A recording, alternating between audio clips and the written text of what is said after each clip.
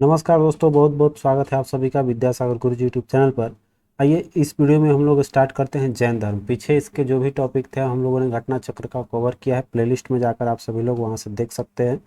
तो चलिए स्टार्ट करते हैं हम लोग। पहला देखिए, इसमें जो कुछ फैक्ट्स हैं हम लोग उसको देख लेंगे, उसके बाद हम लोग इसके सीधे प्रश्न कोश पे आएंगे। ठीक है, तो आइए दो तीन लाइन देखते हैं जो इसमें नहीं देखने को मिलेगी कि जैन शब्द जो है वो कहाँ से लिया गया है, संस्कृत से।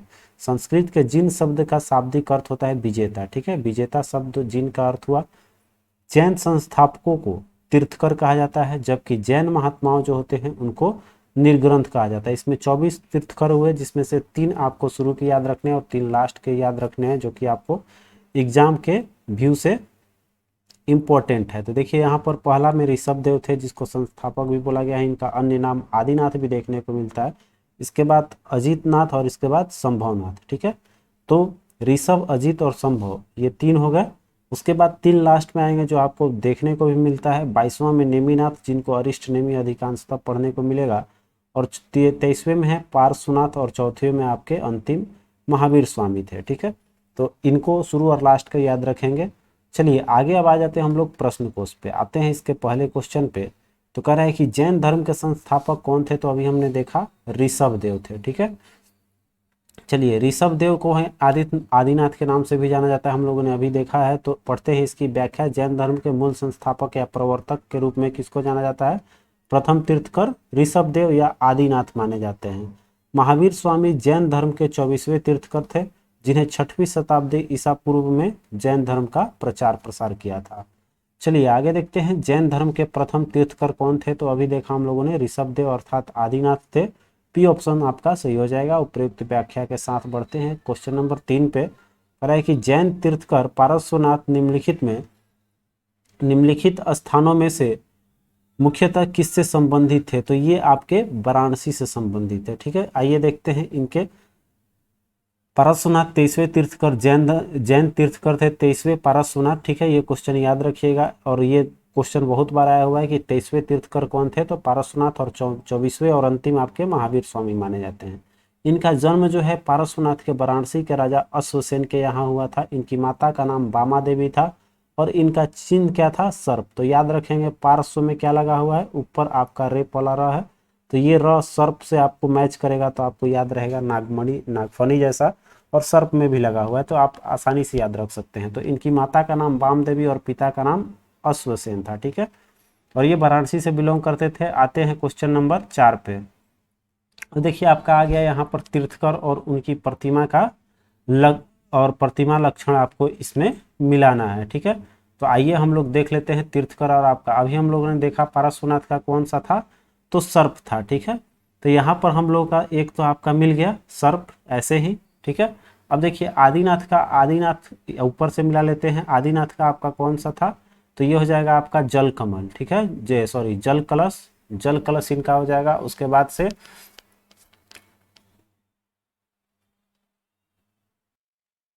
माफ करेंगे, यहाँ पर आपका मलनाथ के थे, आदिनाथ के वृषभ थे आपका। ये एक 1 हो जाएगा और मल्लीनाथ का जो है वो हो जाएंगे आपका 4 नंबर। जल कलश मल्लीनाथ का था और इसके बाद संभवनाथ का आपका अश्व हो जाएगा। तो इस तरह से मिलाएंगे तो आदिनाथ का वृषभ 1 हो जाएगा, बी का 4 हो जाएगा, उसके बाद सी का 3 हो गया और 4 का 2 हो गया। ऑप्शन मिलाएंगे तो 1 4 3 2, ऑप्शन जो ए है वो आपका बिल्कुल सही हो जाएगा। आइए इसकी व्याख्या देख लेते हैं। तो व्याख्या कर रहा है आपका कि आदिनाथ का हमने देखा, आदिनाथ का ऋषभ हो जाएगा वृषभ, और इसके बाद आपका मल्लीनाथ का जल कलश, और पारस्वनाथ का सर्प, और संभवनाथ का अश्व हो जाएगा। ठीक है, ये सारी जो है आपको एग्जाम के दृष्टिकोण से बहुत इंपॉर्टेंट है, पूछ देता है हमेशा इनकी प्रतीक चिन्ह या प्रतीक लक्षण भी। तो एक बार फिर से पढ़ देते हैं। आदिनाथ के कौन थे, वृषभ, मल्लीनाथ के जल कलश, ठीक है, और पारस्वनाथ का सर्प, और संभवनाथ के आपका अश्व। ठीक है, चलिए आगे बढ़ते हैं। अरे सूची 1 को सूची 2 से मिलाना है, अभी हम लोगों ने देखा है। तो चलिए इसमें हम लोग फटाफट से मिलाते हैं। पारस्वनाथ के कौन से हो जाएंगे, पारस्वनाथ के सर्प अभी हम लोगों ने देखा है, हो जाएगा सर्प। उसके बाद आदिनाथ का हमने अभी देखा है वृषभ हो जाएगा। ठीक है, और महावीर स्वामी का था सिंह, और इसके बाद आपका शांतिनाथ का हिरण। तो इस तरह से मिलाएंगे तो 3, ए का 3 हो जाएगा, बी का 1, सी का 2। तो मिलाइए 3 1 3-1-2 ऑप्शन डी में आपको दिखाई दे रहा है। 3-1-2 डी ऑप्शन बिल्कुल आपका सही है। ठीक है, चलिए आगे बढ़ते हैं। तो व्याख्या में भी एक बार देख लेते हैं हम लोग। पार्श्वनाथ के क्या था, सर्प आगे देखा है, आदिनाथ का ऋषभ, और महावीर स्वामी का सिंह था, और शांतिनाथ का हिरण, ये प्रतीक चिन्ह थे। चलिए आगे बढ़ते हैं, फिर से आ गया आपका। तो यहाँ पर निर्वाण स्थल दिया हुआ है। ठीक है, तो निर्वाण स्थल कह रहा है कि निम्नलिखित में से कौन सही सुमेलित नहीं है। ठीक है, तो देखते हैं आपका ऋषभनाथ का आपका अष्टापद बिल्कुल सही है। ठीक है, अगला देखिए है वसु पूज्य, इनके दे रहा है समेत सिर, यही आपका गलत दे रहा है। तो इनका जो निर्वाण स्थान कहाँ है, यही देखेंगे आपका चंपापुरी में। ठीक है, चलिए इसकी व्याख्या देख लेते हैं। वासु पूज्य जैन धर्म के 12वें तीर्थकर थे, जिनका निर्माण चंपापुरी में हुआ था। शेष सभी युग में सम्मिलित है। तो जैसे एक बार पढ़ लेते हैं, ऋषभनाथों को आपका निर्माण प्राप्त हुआ था अष्टापद में। फिर आपका वासुपुंज का अभी हम लोगों ने देखा, इसका हो जाएगा कहाँ, चंपापुरी। ठीक है, फिर आगे बढ़ते हैं हम लोग, तो देखेंगे नेमिनाथ का हुआ था उज्जैन में, महावीर का हुआ था पावापुरी में। ठीक है, चलिए आगे बढ़ते हैं। नेक्स्ट क्वेश्चन आपका कह रहा है कि निम्नलिखित तीर्थकरों पर विचार कीजिए और उन्हें सही काल्यक्रम के अनुसार सजाना है। ठीक है, तो यहाँ पर देखेंगे तो सबसे पहले अभिनंदन हम लोगों ने देखा था। शंभुनाथ के बाद आपका यहाँ अभिनंदन आ जाएंगे, और अभिनंदन के बाद आपका पद्म प्रभु आ जाएंगे। ठीक है, तो एक के बाद 4, 1-4 एक ही ऑप्शन में है ही आपका, ए मार्कर हम लोग आ जाते हैं। व्याख्या पे देखेंगे तो जैन तीर्थकर में 24 तीर्थकर थे, जिसमें आइए हम लोगों ने देखा था शंभुनाथ के बाद अभिनंदन आए, देखिए आपका 4 नंबर पे हो जाएंगे। तो इसके बाद पद्म प्रभु थे। ठीक है, तो इस तरह से हम लोगों को याद रखना है, एक बार इसको कार्यक्रम के अनुसार बढ़ते हैं। तो ऋषभ देव, उसके बाद अजितनाथ, फिर शंभुनाथ, फिर अभिनंदन, फिर आपका सुमतिनाथ, पद्म प्रभु, फिर सुपार्श्वनाथ, फिर चंद्रप्रभा, पुष्पदंत थे, उसके बाद शीतलनाथ, फिर श्रेयांसनाथ, फिर वसुपूज्य, फिर विमलनाथ, अनंतनाथ, धर्मनाथ, शांतिनाथ, कुंथुनाथ, आरनाथ, और उसके बाद मलिनाथ, मुनि सुब्रत, नमीनाथ और नेमिनाथ। ठीक, उसके बाद आगे बढ़ेंगे तो हम लोगों का अरिष्ट नेमी हो जाएंगे, नेमिनाथ का ही नाम था। और फिर आपका पार्श्वनाथ 23वें, और अंतिम हो जाएंगे महावीर स्वामी। ठीक है, चलिए 24 तीर्थकर हम लोगों ने देख लिया। महावीर स्वामी का जन्म कहाँ हुआ था, तो कुंडल ग्राम में। चलिए आते हैं, व्याख्या देख लेते हैं। महावीर स्वामी का जन्म कुंडल ग्राम, जो आपका वैशाली के निकट पड़ता है, इनका जन्म हुआ था 599 ईसा पूर्व में। इनकी माता का नाम माता का नाम त्रिशला था, जो आपका लिच्छवी गणराज्य के चेटक राजा चेटक की बहन थी। ठीक है, ये क्वेश्चन आता है आपका कि इनकी माता का नाम क्या था, या फिर पूछ देता है कि ये कौन थी। ठीक है, तो किससे रिलेट करती थी या कौन थी, तो लिच्छवी गणराज्य के राजा थे चेटक, जिनकी बहन थी त्रिशला। आगे देखेंगे तो पिता सिद्धार्थ ज्ञात्रिक क्षत्रिय, यहाँ ये भी कुल के बात में हम लोगों ने किया था। तो यहाँ पर हमने देखा था कि वो जो बौद्ध धर्म में हम लोग जब पढ़ रहे थे, तो वहाँ पर हम लोगों ने देखा था कि कुल के बारे में पूछ देता है क्वेश्चन। तो उसी में हमने बताया था कि यहाँ जो है दोनों को हम लोगों को पूछना होगा। तो यहाँ पर ये कौन से थे, ये सिद्धार्थ जो थे आपके ज्ञात्रिक क्षत्रिय थे, ज्ञात्रिक कुल के हो जाएंगे। ठीक है, और ये शाक्य के थे। तो यहाँ पर दोनों के आपका समानता देखने को मिल गया होगा कि बौद्ध शाक्य और ये ज्ञात्रिक कुल के हो जाएंगे। ठीक है, चलिए आगे देखते हैं। तो उन्होंने बड़े भाई नंदीवर्धन से कुछ प्राचीन संस्करण की एनसीईआरटी, इसमें जो कुछ ऐसे किताबें हैं जिसमें कह रहा है कि 540 ईसा पूर्व उद्धृत है। ठीक है, तो कोई इसमें संदेह की बात नहीं है, जो आपका डाउटफुल रहता है उसको दिमाग में रखना ही नहीं है। चलिए बढ़ते हैं। इसी आधार पर अनेक प्रकाशकों ने भी यह जन्म तिथि अपनी पुस्तकों में अंकित किया, जिससे भ्रम की स्थिति उत्पन्न। देखिए यहाँ पर महावीर स्वामी का सही जन्म तिथि कह रहा है 599 ईसा पूर्व ही उचित है, क्योंकि महावीर स्वामी बुद्ध के पहले के काल के हैं। महात्मा बुद्ध का जन्म 563 ईसा पूर्व में हुआ था। तो एनसीईआरटी की जो नवीन संस्करण में अब महावीर का जन्म 599 ईसा पूर्व प्रकाशित हो चुकी है। कहने का मतलब ये करेक्शन हो चुका है, तो 599 ईसा पूर्व ही हम लोग मानकर चलेंगे। अगला क्वेश्चन देखिए कर रहा है कि कुंडलपुरम या कुंडल ग्राम जो है वो जन्म स्थल किसके थे, तो हम लोग देखते आ रहे हैं महावीर स्वामी के। अगला क्वेश्चन आपका कर रहा है जैन धर्म के प्रवर्तक महावीर जी का मोक्ष स्थान कहाँ स्थित है, तो ये आपका पावापुरी में हम लोगों ने देखा ऊपर। महावीर स्वामी का निर्माण कहाँ प्राप्त हुआ, पावापुरी में। चलिए बिहार शरीफ से पावापुरी पड़ जाता है 8 किलोमीटर दक्षिण पूर्व। जो जैनियों के प्रमुख तीर्थ स्थल हैं, पावापुरी बिहार के नालंदा से 25 किलोमीटर दूर पर स्थित है। भगवान महावीर ने 527 ईसा पूर्व अर्थात 72 वर्ष की आयु में बिहार की पावापुरी में कार्तिक कृष्ण अमावस्या को निर्वाण प्राप्त अर्थात मोक्ष की प्राप्ति की थी। तो याद रखेंगे 599 और ये हो जाएगा आपका 527। तो इनकी उम्र कितना हो जाएगी, 72 साल जिएंगे। ठीक है, इनकी जीवन काल 72 साल की हुई। तो 527 ईसा पूर्व में इनकी मृत्यु हो गई। चलिए अगला क्वेश्चन देखिए, कह रहा है कि महावीर जैन की मृत्यु निम्नलिखित में से किस नगर में हुई थी। तो हम लोगों ने देखा है अभी आपका पावापुरी जो पड़ जाता है नालंदा के निकट। ठीक है, आइए आगे बढ़ते हैं। तो कह रहा है कि तीर्थकर शब्द संबंधित है, तो तीर्थकर आपका जैनों के हैं, अभी हम लोगों ने देखा है। चलिए आगे देखते हैं, तीर्थकर शब्द जो है वो आपका किससे है, जैन धर्म से संबंधित है, जिसमें 24 तीर्थकर हुए जिन्होंने समय समय पर जैन धर्म का प्रचार प्रसार किया। जैन धर्म के प्रथम तीर्थकर कौन थे, ऋषभदेव, और अंतिम तीर्थकर कौन थे, महावीर स्वामी। ठीक है, चलिए अगला देखते हैं। कह रहा है कि जैन तीर्थकरों के क्रम में अंतिम कौन से थे। तो अभी हम लोग ने देखा महावीर जो थे सबसे अंतिम 24वें तीर्थकर हुए। अगला क्वेश्चन आइए, निम्नलिखित में से कौन एक जैन तीर्थकर नहीं थे। ठीक है, तो देखिए आपका इसमें चंद्र प्रभु थे ही, नेमी भी थे, संभव नाथ मुनि आपका दे ही रहा है, बी ऑप्शन आपका नहीं थे। ठीक है, बाकी सब जैन तीर्थकर थे।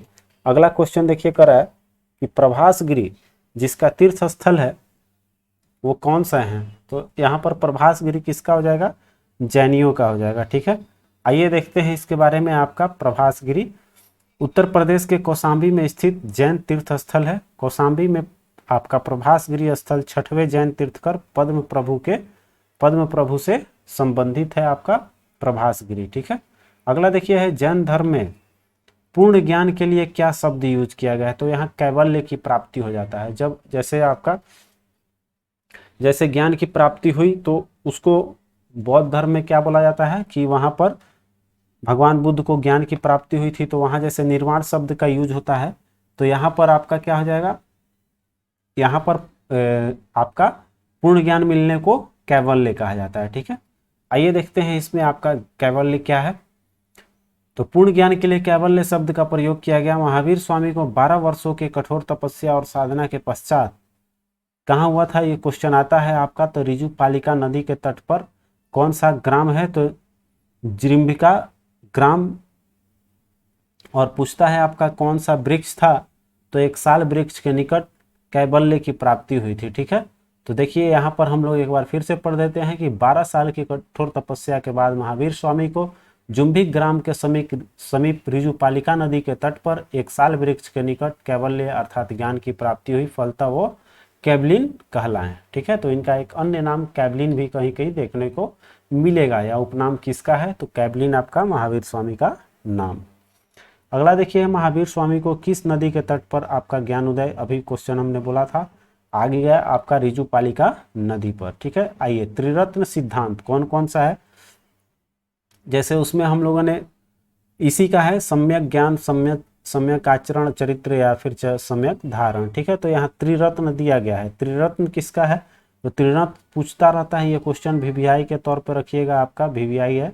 तो त्रिरत्न किससे संबंधित है, किस धर्म से, तो ये आपका जैन धर्म से हो जाएगा। इसके अंतर्गत कौन कौन से आते हैं, तो सम्यक धारण, सम्यक चरित्र और सम्यक ज्ञान। ठीक है, चलिए आगे बढ़ते हैं। तीनों आवश्यक बताए गए हैं सम्यक ज्ञान धारण को ही सम्यक दर्शन, हर जगह अधिकांश तो सम्यक दर्शन ही देखने को मिलता है।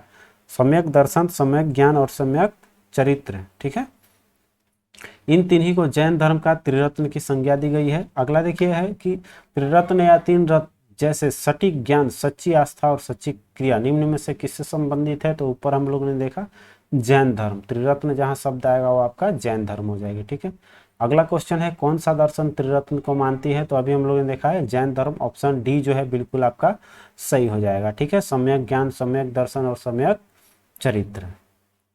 आइए देखते हैं आगे, कह रहा है इसमें थोड़ा सा कोई डाउटफुल है, छत्तीसगढ़ लोक सेवा आयोग ये आपका क्वेश्चन में मूल्यांकन से बाहर कर दिया था गलत आंसर की के कारण। चलिए अगला देखते हैं कि अणुव्रत सिद्धांत का प्रतिपादन किया गया था किनके द्वारा, तो ये जैन धर्म में। ठीक है, इसके बारे में आइए व्याख्या देखते हैं। इसमें व्याख्या कर रहा है आपका कि जैन धर्म में 5 महाव्रत थे, कौन कौन से, अहिंसा, सत्य, ब्रह्मचर्य, अस्तेय और अपरिग्रह। ये 5 व्यवस्था की गई थी, इन पांचों को पंच महाव्रत कहा गया। ठीक है, अहिंसा, सत्य, ब्रह्मचर्य, अस्तेय और अपरिग्रह। जैन धर्म में गृहस्थों के लिए पंच महाव्रत अणुव्रत के रूप में हुआ है, क्योंकि संसार के रहते हुए इन महाव्रतों को पूर्णतः पालन करना संभव नहीं है, इसलिए इसको आंशिक रूप से पालन करने के लिए कहा गया। इसमें एक अहिंसा है, सत्य है, अस्तेय है, ब्रह्मचर्य है और अपरिग्रह है। अर्थात अहिंसा, सत्य, ब्रह्मचर्य, इससे तो आप कहेंगे अस्तेय मतलब हो गया चोरी नहीं करना, अपरिग्रह मतलब धन का संचय नहीं करना। ये सभी चीजें जो है आपको पंच महाव्रत के अंतर्गत रखी गई है। आगे देखेंगे तो है आपका स्यादवाद। स्यादवाद सिद्धांत किससे संबंधित है, तो ये आपका जैन धर्म से। स्याद मतलब शायद के अर्थ में यहाँ बोला गया है स्यादवाद। तो आप याद रख सकते हैं कि महावीर स्वामी के 24वें तीर्थकर थे, इन्होंने वेदों की अपरस्यता स्वीकार करने से इनकार कर दिया तथा धार्मिक सामाजिक रूढ़ियों एवं पाखंडों के विरोध किया। इन्होंने आत्मवादियों तथा नास्तियों के एकांतिक मतों को छोड़कर बीच का मार्ग अपनाया, जिसे अनेकांतवाद या फिर स्यादवाद कहा गया। जैसे आपका मध्यम मार्ग महात्मा बुद्ध द्वारा अपनाया गया था, उसी तरह से सेम टू सेम वही चीज है, बस आपका जैन धर्म में इसका नाम बदला गया है। जो आपका मध्यम मार्ग था उसके जगह पे जैन धर्म में आपका अनेकांतवाद या फिर आपका स्यादवाद कहा गया। स्यादवाद को सप्तसंगी नय के नाम से भी जाना जाता है, तो एक और नाम है आपका सप्तभंगी नय। ठीक है, यह ज्ञान की सापेक्षता का सिद्धांत है, या इसको सिद्धांत बताया गया। अगला देखिए, स्यादवाद संबंधित है किससे, जैन धर्म से। ठीक है, जैन से हो जाएगा। अगला क्वेश्चन, निम्नलिखित में से कौन से सिद्धांत जैन धर्म से संबंधित है, तो अभी हम लोगों ने देखा है वो है आपका अनेकांतवाद का बात किया हम लोगों ने, और उसी का है आपका स्यादवाद। तो अनेकांत और स्याद ऑप्शन हो गया, वही चीज है आपका। देखिए अभी हम लोगों ने बात किया कि अनेकांत और स्याद एक ही चीज है जो जैन धर्म से संबंधित है। महावीर स्वामी के ने आत्मवादियों और नास्तिकों के एकांतिक मतों को छोड़कर बीच का मार्ग अपनाया था, जिसको अनेकांतवाद और या फिर स्यादवाद कहा गया था, जो अभी हमने बात किया था। अभी हम लोगों ने स्यादवाद को अभी हम लोगों ने बात किया कि इसको एक और सप्तभंगी नय के नाम से भी जाना जाता है। यह ज्ञान की सापेक्षता का सिद्धांत है। शून्यवाद बौद्ध धर्म का एक संप्रदाय है। ठीक है, शून्यवाद भी क्या है आपका, इस चीज को ध्यान रखिएगा किससे रिलेट करता है, तो ये शून्यवाद बौद्ध धर्म का। ठीक है, याद रखना है, शून्यवाद बौद्ध धर्म से संबंधित है, जिसके प्रवर्तक नागार्जुन है, जबकि सर्वस्तिवाद बौद्ध धर्म की एक संप्रदाय है, जिसका मानना यह है कि तीनों काल में संसार के सभी वस्तुओं का अस्तित्व है। इसे बहुभाषिक भी कहते हैं। अतः चलिए, विकल्प ए सत्य है। जैन धर्म के अनुसार सृष्टि की रचना और पालन पोषण कह रहा है कि कैसे हुआ है, तो ये सार्वभौमिक विधान से माना है कि ये जो है आपका सार्वभौमिक विधान है, जिसके कारण कि ये आपका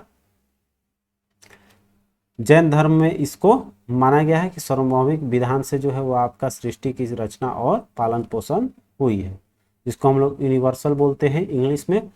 तो जैन धर्म में कह रहा है कि समस्त विश्व जीव एवं अजीव नामक दो नित्य और स्वतंत्र तत्वों से मिलकर बना है। सही बात है, जीव और अजीव से मिलकर बने हैं पूरी सृष्टि। जीव चेतन तत्व है, जबकि अजीव अचेतन जड़ तत्व है। यह जीव से तात्पर्य उपनिषदों की सार्वभौमिक आत्मा से न होकर व्यक्तिगत आत्मा से है। जैन मतानुसार आत्माएं अनेक होती है तथा सृष्टि कण कण में जीवों में वास है, अतः विकल्प ऐसा ही है। चलिए आगे बढ़ते हैं। अगला क्वेश्चन, अनेकांतवाद निम्नलिखित में से किस कोट सिद्धांत या दर्शन से संबंधित है। अनेकांतवाद और स्यादवाद अभी हम लोगों ने देखा वो किससे है, आपका जैन मत से। ठीक है, चलिए व्याख्या वही रहेगा। अनेकांतवाद को ही स्यादवाद बोला गया है और जिसे सप्तभंगी नय भी कहा गया है। चलिए आगे बढ़ते हैं। कह रहा है कि निम्नलिखित में से कौन सा धर्म विश्व विनाशकारी प्रलय की अवधारणा में विश्वास नहीं करता है। विश्व विनाशकारी प्रलय जो है वो आपका जैन धर्म नहीं इसमें शामिल है। चलिए आगे देखते हैं। तो कह रहा है इसमें व्याख्या की जो है ईश्वर कल्पना नहीं की गई है। जैन धर्म में ईश्वर की कल्पना नहीं है। जगत की सृष्टि नहीं की गई है। यह संसार नित्य और शाश्वत है। इसमें किसी समय या समय प्रलय नहीं होता है। जैन धर्म का आधारभूत बिंदु क्या है, तो वो सबसे ज्यादा किसमें विश्वास किए हैं, अहिंसा में। ठीक है, जैन धर्म का आधारभूत बिंदु माना गया है, तो इस सभी में आपका याद रखेंगे अहिंसा आधारभूत बिंदु है। जैन धर्म में सम्यक चरित्र के अंतर्गत परिवारजकों अथवा तापसों के लिए अहिंसा, सत्य, अस्तेय, ब्रह्मचर्य और अपरिग्रह नामक ये क्या है आपका पंच महाव्रत की व्यवस्था की गई है। तो याद रखेंगे पंच महाव्रत किससे रिलेट करता है, क्वेश्चन आया हुआ है आपका जैन धर्म से। चलिए आगे देखते हैं, यापनीय किसका एक संप्रदाय है, बहुत अच्छा क्वेश्चन है, यापनीय भी आपका जैन धर्म से है। आइए व्याख्या देखते हैं। तो यापनीय जैन धर्म का एक संप्रदाय था जिसकी उत्पत्ति यद्यपि दिगंबर संप्रदाय से हुई थी, यद्यपि कतिपय श्वेतांबर मान्यताओं की भी पालन करते थे। ठीक है, तो इसमें आपका श्वेतांबर और दिगंबर की कुछ मेल मिलाप से उत्पन्न हुई वो आपकी कौन सी संप्रदाय हुई, तो यापनीय। ठीक है, इसको यापनीय संप्रदाय बोला गया। अगला देखिए है कि जैन की धार्मिक प्रथाओं के संदर्भ में आपका कह है स्थानकवासी संप्रदाय का संबंध किससे है, तो ये देखिए स्थानकवासी जो है वो भी आपका जैन मत से रिलेट करता है। आइए इसकी व्याख्या देखते हैं। तो कह रहा है कि स्थानकवासी श्वेतांबर जैनों की एक संप्रदाय थी। ठीक है, इसकी स्थापना 1653 ईस्वी में हुई थी। यह संप्रदाय अपने पूर्ववर्ती सुधारवादी संप्रदाय लोंका जो है, लोंका जिसकी स्थापना किसने किया था, लोंकासा ने की थी, इससे उत्पन्न हुआ था आपका। आगे करें, इस संप्रदाय के लोग मूर्ति की पूजा नहीं करते थे। ठीक है, अगला क्वेश्चन आइए, निम्नलिखित में से कौन सबसे पूर्वकालिक जैन ग्रंथ कहलाता है, तो सबसे पहले का आपका जैन ग्रंथ जो है वो आपका 14 पूर्व है। ठीक है, 14 पूर्व प्राचीनतम जैन ग्रंथ है। अंतिम जो है नंद राजा के समय में संभूत विजय तथा भद्रबाहु जैन संघ के अध्यक्ष थे। यही महावीर द्वारा प्रदत्त 14 पूर्वों के विषय में जानने वाले अंतिम व्यक्ति थे। ठीक है, तो यहाँ पर हम लोगों का याद रखना होगा कि इसमें कौन कौन थे। अंतिम में नंद राजा के समय में आपका कह रहा है कि संभूत विजय और भद्रबाहु ये कौन थे, अध्यक्ष थे, तथा ये महावीर द्वारा प्रदत्त 14 पूर्वों के विषय में जानने वाले अंतिम व्यक्ति भी थे। इसलिए 14 पूर्व जो है किससे है, आपका सबसे पूर्वकालिक जैन ग्रंथ माना जाता है। ठीक है, आइए देखते हैं आपका प्रारंभिक जैन साहित्य निम्नलिखित में से किस भाषा में थी, तो ये आपका अर्धमगधी में। याद रखेंगे आपका कौन सा था, जैन साहित्य की प्रारंभिक जैन साहित्य की भाषा अर्धमगधी थी। चलिए आगे देखते हैं। तो कह रहा है कि प्रारंभिक धार्मिक जैन साहित्य प्रकृति की विशिष्ट शाखा अर्धमगधी में लिखे गए हैं। यह 12 अंग अर्धमगधी में ही हैं।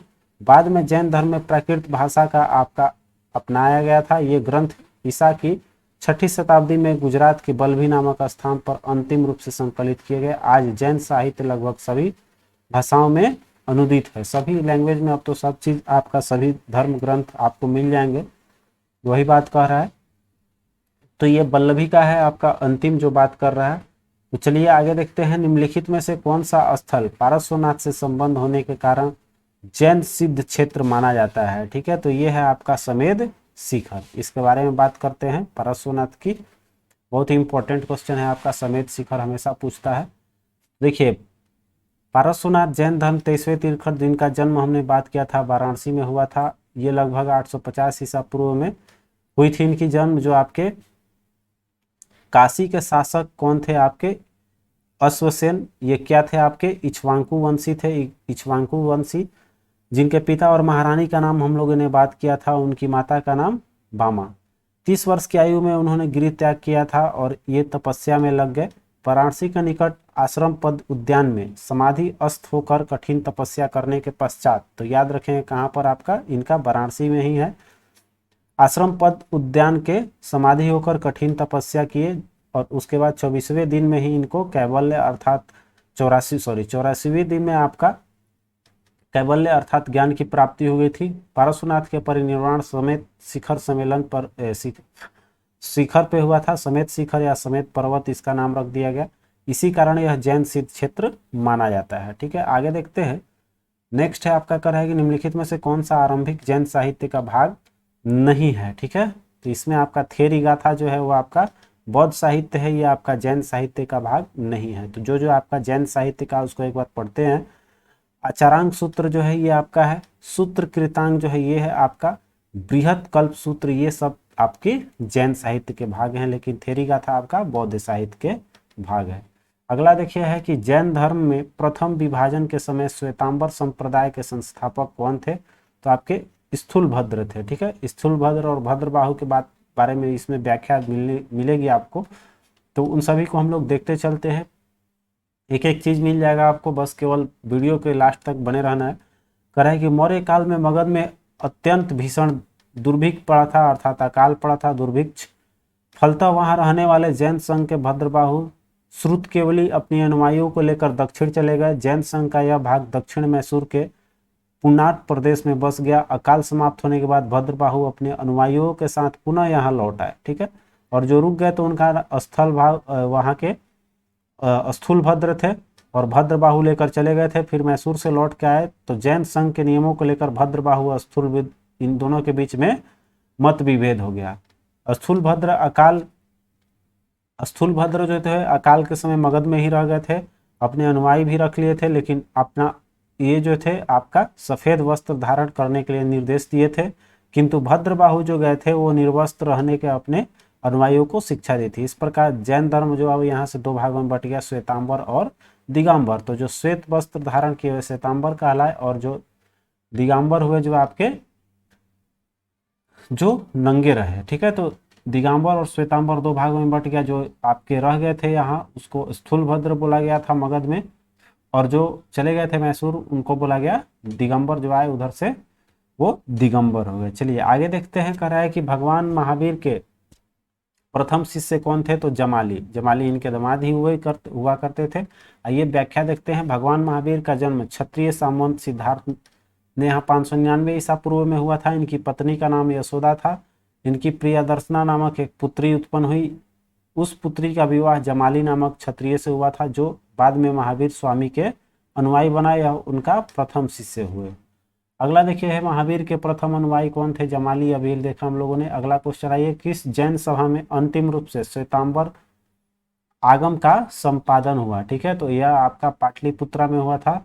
आइए देखते हैं इसकी व्याख्या।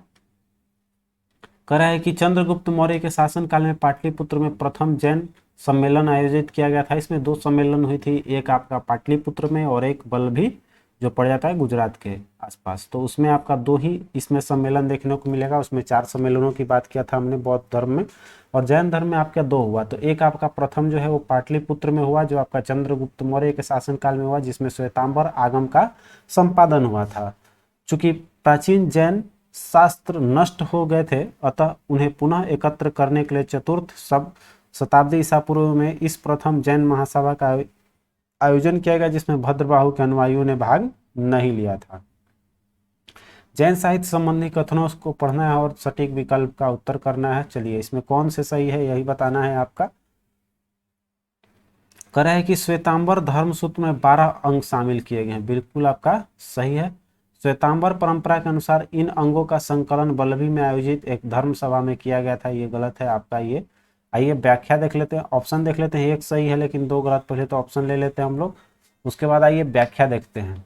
तो व्याख्या में है आपका कि श्वेतांबर मतायुओं ने प्रथम जैन संगति जो 310 ईसा पूर्व में पाटलिपुत्र में हुई थी, इसमें 12 अंगों का संकलन किया गया। और दिगंबर का मानना था कि महावीर की शिक्षाएं को 12 अंगों का ज्ञान लुप्त हो चुका है। इन्होंने इन सभा में भाग नहीं लिया था, अतः कथन एक सत्य है। चलिए निम्न कथनों पर इसमें भी विचार करना है और बताना है आंसर कौन सा सही है।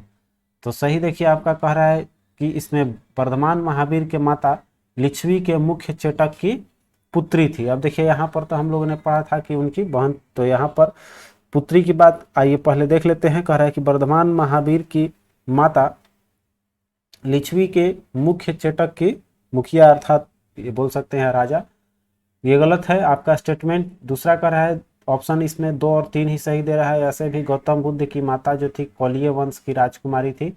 चलिए यहाँ पर ये तो आपका सही हो जाएगा, ज्ञात्रिक कुल के हो जाएंगे यहाँ पर। तो गौतम बुद्ध की भी एक लाइन जोड़ दिया गया है। और 23वें तीर्थकर अर्थात जैन धर्म के 23वें तीर्थकर पारसनाथ थे, जो आपके बनारस से बिलोंग करते थे। चलिए इसमें अश्व सेन इनके पिताजी हुए। तो ये सब बातें हम लोगों ने देखा हुआ है ऑलरेडी, तो हमारा ऑप्शन सी हो गया है। चलिए इसकी व्याख्या पढ़ लीजिए।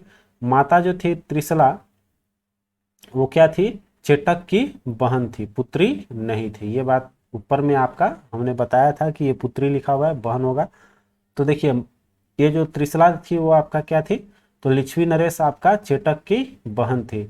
इसी कारण मातृपक्ष वे मगध के हर्यक वंश बिंबिसार और अजातशत्रु के निकट संबंधी थे। द्वितीय कथन सही है। 23वें तीर्थकर जन्म वाराणसी में हुआ था और इनका लगभग 250 वर्ष में 72 साल की आयु में इनकी मृत्यु हुई थी। ठीक है, चलिए आगे देखते हैं। तो कह रहा है कि प्राचीन जैन धर्म के संबंध में निम्नलिखित कथनों में कौन सा एक सही है। ठीक है, पहला कह रहा है कि स्थूल बाहु के नेतृत्व में दक्षिण भारत में जैन धर्म का प्रचार हुआ था। बिल्कुल गलत है आपका। ठीक है, सही कथन चूज करना है। यहाँ पर स्थूल भद्र नहीं बल्कि भद्र बाहु लेकर गए थे। ठीक है, जो आपके मगध में ही रुक गए थे वो आपके स्थूल भद्र हुए थे। ठीक, अगला कह रहा है कि पाटलिपुत्र में हुई परिषद के पश्चात जो जैन धर्म के लोग भद्रबाहु के नेतृत्व में रहे वे श्वेतांबर कहलाए थे। नहीं, यहाँ पर आपके कह रहा है कि जो जैन धर्म के लोग भद्रबाहु के नेतृत्व में रहे थे, भद्रबाहु मतलब जो उधर से आए थे, तो आपका श्वेतांबर नहीं कहलाया, वो दिगंबर हो गया। ठीक है, चलिए आगे देखिए। कह रहा है कि प्रथम शतक ईसा पूर्व में जैन धर्म के कलिंग के राजा खारवेल का समर्थन मिला था। बिल्कुल सही है आपका। तो याद रखेंगे राजा खारवेल का संरक्षण किसको दिया गया था, ये आपको याद रखना होगा, जैन धर्म। ठीक, आगे बढ़ते हैं। बौद्ध, तो एक ऑप्शन तो मिल ही गया आपका, सी ऑप्शन भी दे रहा है। दक्षिण भारत में जैन धर्म के प्रचार आचार्य भद्रबाहु एवं शिष्यों द्वारा किया गया था। भद्रबाहु दिगंबर कहलाए और इनके पाटलिपुत्र में आयोजित जैन धर्म में प्रथम महासभा में भाग नहीं लिया था। जबकि कलिंग का चेरी वंशीय शासक खारवेल जैन धर्म का अनुयायी था। उसने जैन साधुओं का संरक्षण प्रदान किया और उन्हें निर्वाण के लिए प्रभुत्व दान दिए। उनके रहने के लिए आरामदायक निवास स्थान बनवाए थे। उसने भुवनेश्वर के पास उदयगिरी और खंडगिरी पहाड़ियों कटवाकर जैन भिक्षुओं के निवास के लिए गुहा विहार बनवाए थे। जैन धर्म की प्रारंभिक अवस्था में चित्र पूजा और मूर्ति पूजा प्रचलित नहीं थे। आइए देखते हैं अगला क्वेश्चन कर रहा है कि निम्नलिखित में से कौन से जैन सिद्धांत के अनुरूप है। तो देखिए, कर्म को विनष्ट करने की सुनिश्चित मार्ग तपस्या बताया गया था। चलिए ठीक है, प्रत्येक वस्तु में चाहे वह सूक्ष्मतम कण हो उसमें भी आत्मा होती है। बिल्कुल सही है। कर्ण आत्मा का विनाशक है। कर्म सही है, आत्मा का विनाशक माना गया। अवश्य इनका अंत करना चाहिए। ठीक है, चलिए आगे बढ़ते हैं। डी ऑप्शन सही है आपका। व्याख्या वही दिया हुआ है। चलिए व्याख्या आप लोग पढ़ लेंगे। यहाँ से बढ़ते हैं, पॉज कर लेकर वीडियो पढ़ लिए होंगे। चलिए आगे देखते हैं। एक शब्द आपको दिखाई दे रहा है, निर्जरा। ठीक है, चलिए इसको पढ़ लेते हैं। बहुत अच्छी चीज़ है इसमें, संवर और निर्जरा जो दिया हुआ है व्याख्या। ठीक, आइए देखते हैं, इसको पढ़ना जरूरी है। जैन सिद्धांत के अनुसार सृष्टि के कण कण में जीवों का वास है। इस सिद्धांत में कर्म को बंधन के कारण तथा सूक्ष्म तत्व भूतत्व माना गया है, जो जीव में प्रवेश कर उसे नीचे संसार की ओर खींच लाता है। जब कर्म के जीव की ओर प्रवाह रुक जाता है तो उस अवस्था में समोर कहते हैं। ठीक है, तो ये एक चीज ध्यान देंगे कि जब कर्म का जीव की ओर प्रवाह रुक जाता है तो उस अवस्था को समोर कहा जाता है, माने कर्म करने की इच्छा न हो। जब जीव में पूर्व मौजूद कर्मों का विनाश होने लगता है तो उस अवस्था को निर्जरा कहते हैं। जैनियों के विश्वास है कि प्रत्येक जीवन में अपने पूर्व संचित कर्मों के अनुसार ही शरीर धारण करता है।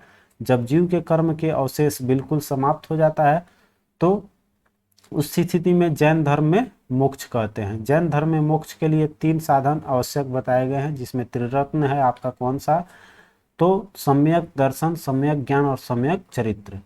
महावीर ने मोक्ष के लिए कठोर तपस्या और क्या क्लेश पर भी बल दिया है। मोक्ष के पश्चात जीव आवागमन के चक्र से छुटकारा पा जाता है तथा वह अनंत चतुष्ट है, अर्थात अनंत ज्ञान, दर्शन, अनंत वीर्य और अनंत सुख की प्राप्ति कर लेता है। चलिए अगला क्वेश्चन है, समाधि मरण किस दर्शन से संबंधित है। तो जाहिर सी बात है, अभी हम लोग जैन दर्शन पढ़ रहे हैं, तो समाधि मरण जो है वो आपका, जो जीव त्यागने की बात हो रही है वो आपका जैन धर्म से है। चलिए आइए देखते हैं सलेखना विधि क्या है। तो वही है सलेखना आपका समाधि मरण। ठीक है, इसको संधारा भी बोला जाता है। तो याद रखेंगे, सलेखना विधि पूछा गया है बहुत बार। तो यह है आपका अंतिम समय में मृत्यु के निकट जानकर स्वेच्छा से अपनाई जाने वाली एक जैन प्रथा है। व्यक्ति को यह लगता है कि अब हम मरने के करीब हैं तो वह खुद खाना पीना त्याग देता है। इसे दिगंबर जैन शास्त्र के अनुसार समाधि मरण या सलेखना कहा जाता है। श्वेतांबर साधा पद्धति में इसे संथारा कहा जाता है। ठीक है, श्वेतांबर में इसको संथारा बोला जाता है और दिगंबर में इसको समाधि मरण या फिर सलेखना कहा जाता है। क्लियर है। चलिए इसमें बताएंगे कि सलेखना विधि से कौन सा शासक अपना त्याग किया था शरीर का, इसका कमेंट में हमें जरूर जवाब दीजिएगा, तो समझ जाएंगे कि आपने पूरी वीडियो देखी है। आइए देखते हैं, आपका निम्नलिखित कथनों पर विचार करना है और इसमें बताना है कि कौन से कथन सही है। तो डायरेक्ट आंसर पे आते हैं, केवल 2 कह रहा है तो पढ़ देते हैं आपका कि पूर्वी भारत में पाल शासक बौद्ध मत के समर्थक थे। ठीक है, पाल शासक किसके थे? बौद्ध धर्म के। ठीक है, चलिए आइए देखते हैं। व्याख्या कर रहा है कि दक्षिण में तृतीय और चतुर्थ शताब्दी के दौरान आंध्र में इक्ष्वाकु वंश के शासन था। इस वंश में यह कुल 7 शासक हुए थे, जिनके लगभग सभी रानियां बौद्ध मतावलंबी थी। यह नागार्जुन कोंडा स्थित मृत्युओं में बुद्ध की विश्व मूर्तियां विशाल मूर्तियां शामिल है। यद्यपि इक्ष्वाकुओं ने वैदिक धर्म का पालन किया, किंतु उन्होंने साथ ही बौद्ध धर्म का समर्थन किया।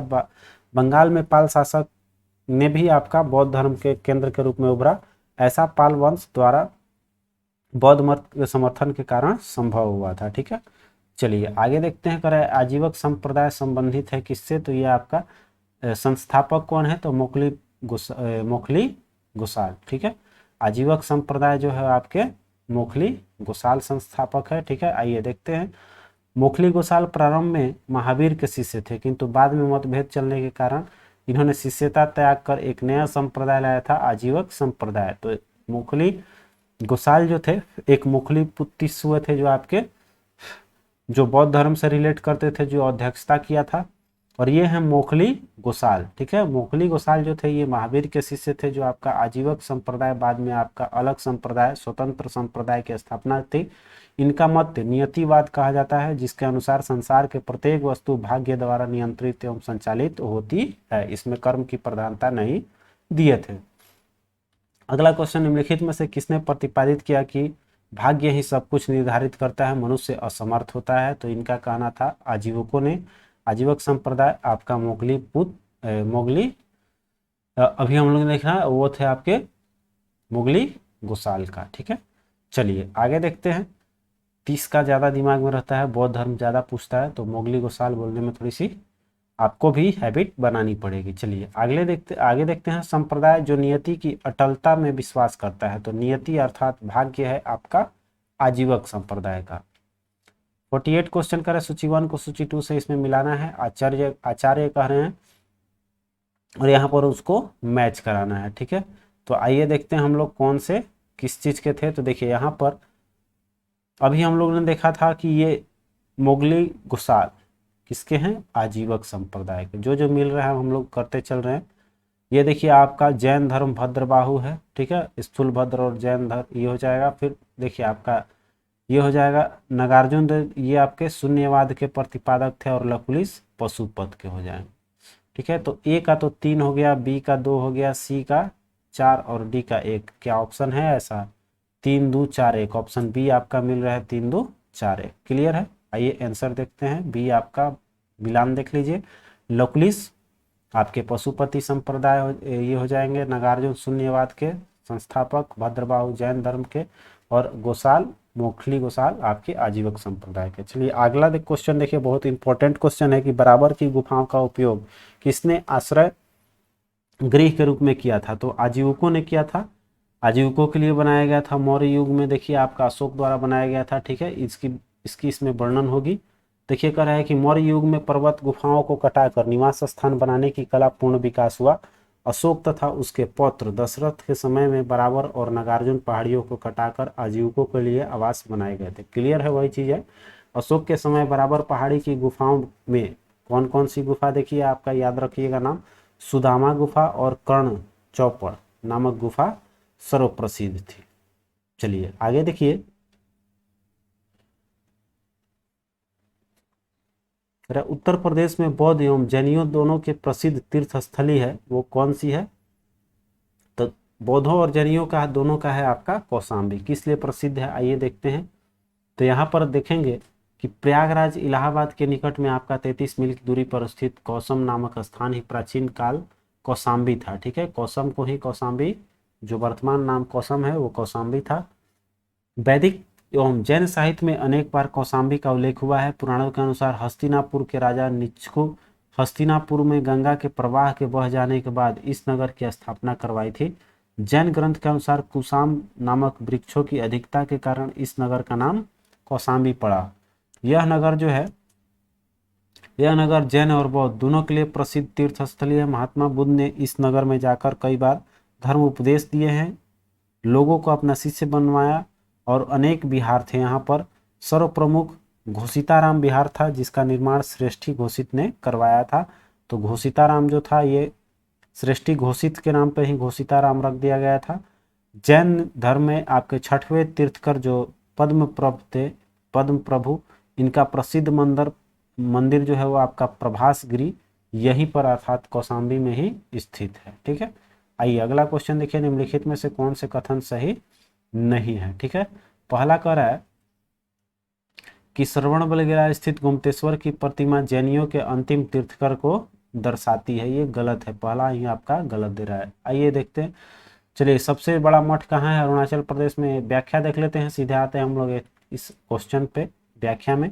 श्रवणबेलगोला कहाँ है आपका, कर्नाटक राज्य में पड़ जाता है। यह गंगा शासक चरमल चतुर्थ अर्थात पंचमल के शासक में चामुंडी नामक मंत्री ने लगभग आपका बाहुबली या गुप्तेश्वर की विशालकाय मूर्ति बनवाई थी, जो आपका जैन मूर्ति का निर्माण करवाया था बाहुबली प्रथम जैन तीर्थकर ऋषभ देव के पुत्र माने जाते हैं। अन्य तीनों कथन सही है। ठीक है, चलिए आगे देखते हैं।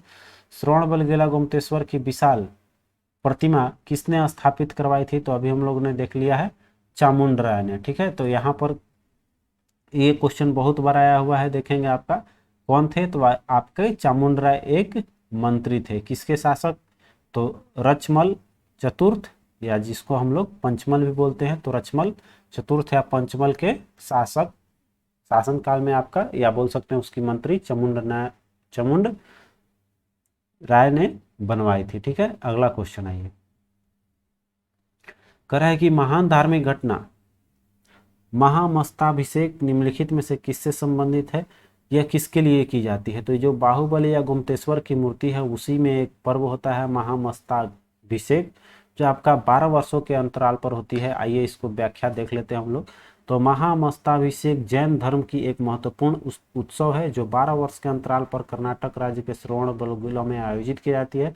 यहाँ पर भगवान संत जो गुप्तेश्वर बाहुबली है आपका चामुंड राय द्वारा बनवाई गई थी, 57 फीट की ऊंची मूर्ति स्थापित है, उसी का ये अभिषेक किया जाता है जिसका नाम है महामस्ताभिषेक। ठीक है, तो याद रखिएगा ये किससे रिलेट करता है, जैन धर्म से। ठीक है, तो इसी के साथ ये टॉपिक समाप्त होता है।